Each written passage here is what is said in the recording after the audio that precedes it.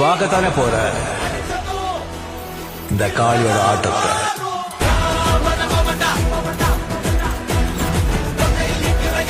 நான் வீழ்வேன் என்று நினைத்தாயோ?